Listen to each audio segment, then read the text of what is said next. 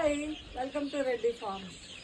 ఈరోజు టాపిక్ ఏంటంటే ఫార్మర్ ఎందుకు లాస్ అవుతున్నాడు, కటింగ్కి వచ్చిన బర్డ్స్ ఆఫ్టర్ 90-100 డేస్ తర్వాత ఎందుకు తను ఇబ్బంది పడుతున్నాడు, ఇక్కడ అడ్డు పడేది ఎవరు అంటే ఫార్మర్ని ట్రేడర్ వరకు వెళ్లకుండా ఆపేది ఎవరు, దీని గురించి ఈరోజు డిస్కస్ చేసుకుందాము.